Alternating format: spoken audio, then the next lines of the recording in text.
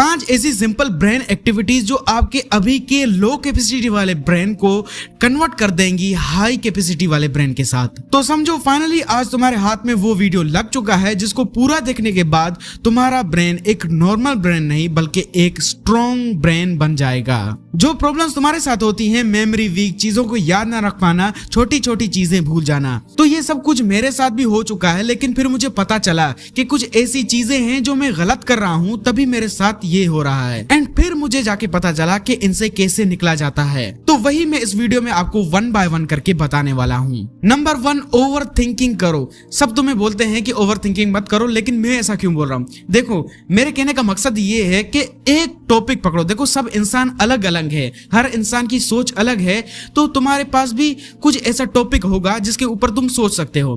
तो उसी एक टॉपिक को पकड़ो एंड उसी के ऊपर लगातार आधे घंटे के लिए सोचते जाओ और कोशिश करना कि बीच में तुम टॉपिक को चेंज नहीं करो, उसी टॉपिक के ऊपर सोचते जाओ और इतना सोचो कि तुम्हारे पास सोचने के लिए कुछ भी ना बचे।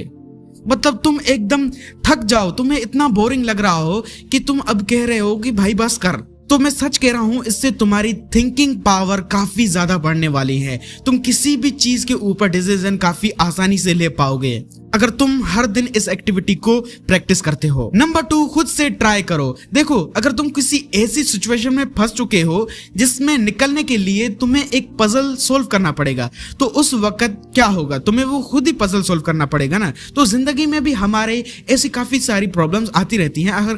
आखिर मैं इंसान हूं, आप भी इंसान हैं, तो ऐसी प्रॉब्लम्स हर दिन हमारे सामने आती हैं। तो आपको ट्राई करना है कि आप उन प्रॉब्लम्स को खुद से सोल्व करो। मतलब आप किसी से पूछो ना, किसी से राय मत लो हर चीज के ऊपर, आप खुद से राय बनाओ एंड अपने उस प्रॉब्लम को सोल्व करो। और अगर आप कुछ नया सीखते हो तो ट्यूटोरियल्स नहीं देखो, उस चीज को खुद से सीखने की कोशिश करो, ट्राई करो। आपको नहीं आएगा, आप फेल होगे, लेकिन आप फिर से ट्राई करोगे, अगेन ट्राई करोगे, तो आप वो चीज सीखोगे। तो इससे ही तुम्हारे ब्रेन को कुछ नया सीखने को मिलेगा एंड उसके ऊपर प्रेशर आएगा, और जब प्रेशर आएगा तभी तो वो स्ट्रॉन्ग बनेगा। आप सोच रहे होगे कि प्रेशर से कैसे ब्रेन स्ट्रॉन्ग हो सकता है। नंबर 3, मेमोरी के मसल्स।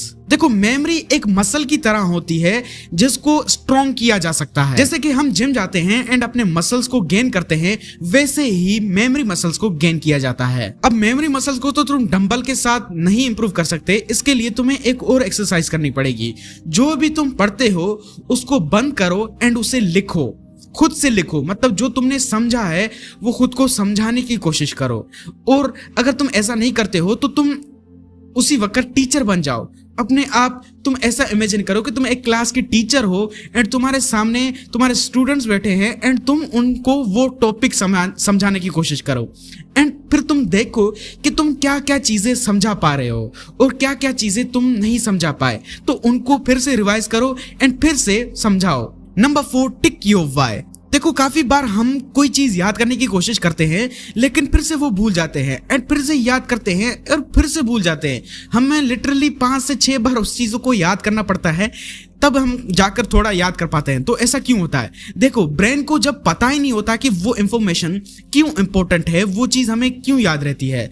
देखो, अगर किसी मूवी का सीन होता है, अगर आप कोई मूवी देखो तो आपको पूरी मूवी एग्जैक्ट याद नहीं रहती, आपको कुछ इंपॉर्टेंट पार्ट्स याद रहते हैं क्योंकि वो इंपॉर्टेंट होते हैं। तो जब भी कोई चीज सीखो तो खुद को बताओ कि ये चीज सीखना क्यों इंपॉर्टेंट है एंड वो चीज आपको लॉन्ग टर्म के लिए याद रहने वाली है। Number 5, sleep. देखो, ये काफी ज्यादा ओवर यूज्ड पॉइंट है, सब आपको बताते हैं। अगर आप कोई भी ब्रेन की वीडियो देखो तो मैं आपसे यही कहना चाहूंगा कि ये काफी ज्यादा इंपॉर्टेंट है, इसको आप इग्नोर नहीं कर सकते।